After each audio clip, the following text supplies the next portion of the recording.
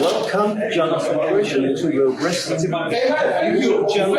It's such a pleasure that I have the time for try to make it short. But for me, the most important thing is to get behind the wrestler, Jonathan. How did you start in professional wrestling?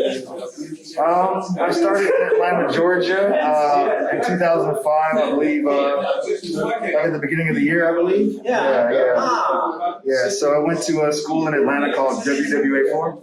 Okay. It was, the head trainer there was Big Cat Hughes. Not sure if you remember, he was like at ECW. Yeah. WCW like managed Jericho and stuff. So like, Exactly. that was my main trainer, and then I made my debut at a small independent show against Heath Miller now and Heath Slater. Exactly. So that was my very first match. Wow. Yeah. So just well known from that, how did your career develop? Because everyone starts in the indies, but now you're standing with one of the most prestigious belts in professional wrestling, the Ring of Honor.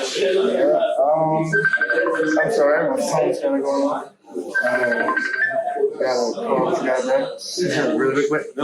So how I got started, so I was wrestling on the independents on the smaller shows in and around Georgia, like pretty much in the southern United States. And there was this particular company I was working for in Phoenix City, Alabama. Okay. And I was working for them for quite a while, and I was always the first match. And so I went to them and I asked, I was like, hey, how can I learn how to like climb the card? And I wanted to learn how to be like a mid-carder and hopefully one day a main eventer. And the promoter told me to my face, he was like, well, you're exactly where you're supposed to be, opening up the show hot. So I said to myself that I want to be more. I want to learn more. So I decided to leave that promotion and I started going to the, like northeast states. So like I started traveling more north, going towards the Carolinas, and then like North and South Carolina, and just going up from there, like Delaware, Philadelphia. And I eventually found myself wrestling for like IWA Mid South, and then CZW in Chicago. So that was like my first bigger independent shows around like 2010, I believe. That started to happen. And then it just kind of grew from there. I started to meet people and wrestle people. Because it must be very tough, the independent circuit, because there's so many good wrestlers out there. So how did you went into the character Jonathan Gresham today? Jonathan Gresham, the wrestler. It slowly grew over time. I think that's the same thing that happens to a lot of people. I highly doubt people like come up with a character and it just works. The first time, Well, that would be.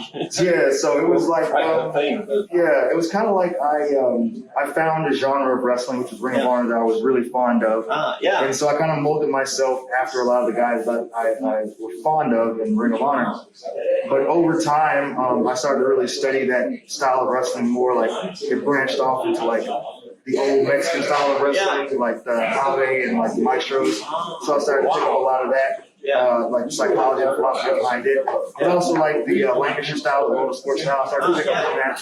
Then I started to squash the two together and I started creating like my own kind of style. So you created a Jonathan Gresham. Yeah.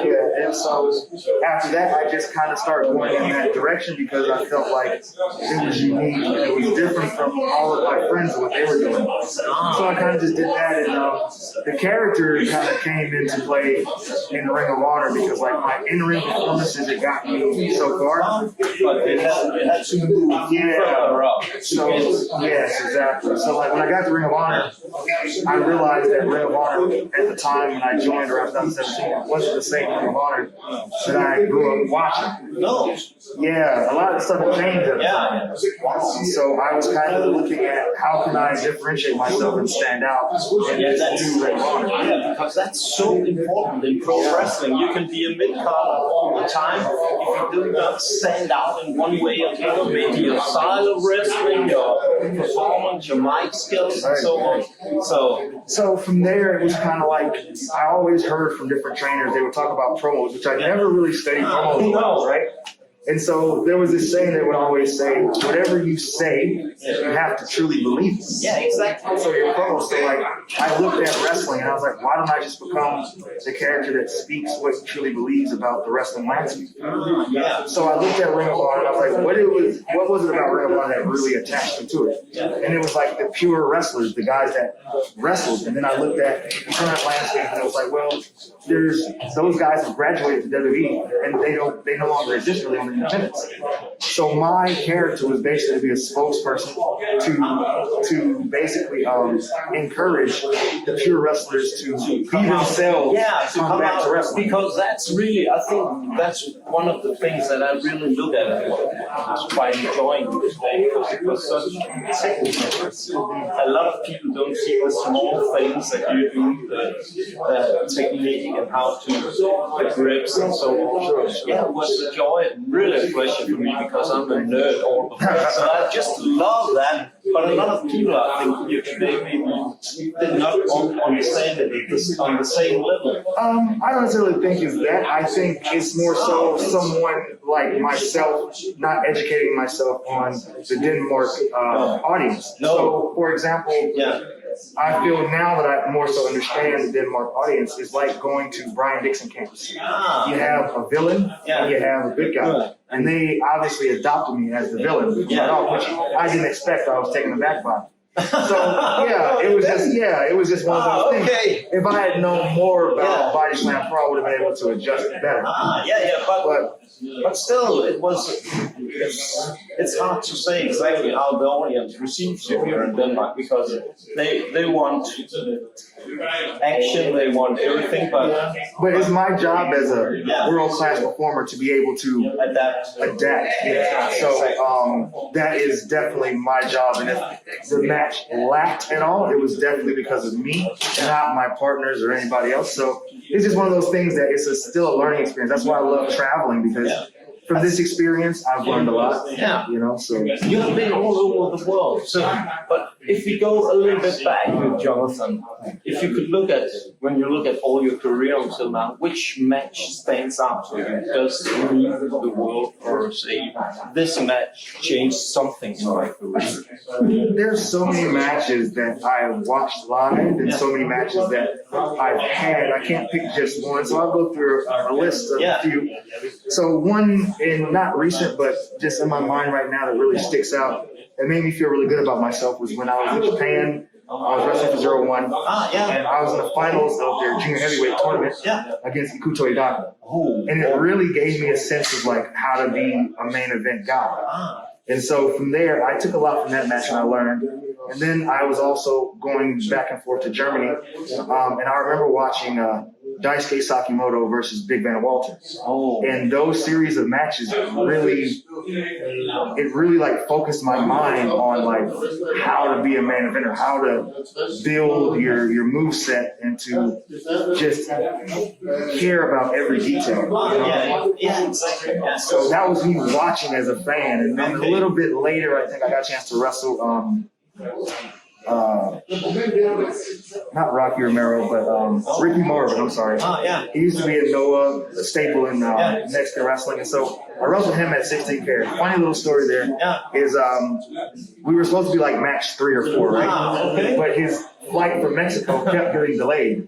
So it wasn't until like right before the main event that he came busting through the door in his gear, and then we talked a little bit. We went out and we had this match, and it was really awesome because we just wrestled each other, and the crowd was so into it. We did like 13 to 15 minutes, and I learned so much about myself in that match, being able to wrestle somebody that speaks a completely different language. And it's all about just being able to speak wrestling with your body. Speak wrestling with your body, your actions and everything. So, okay, well. Very good experience. Yeah. But you could probably talk for hours and hours about matches. But if you could look, is there one opponent that you have not wrestled yet that you would like to before?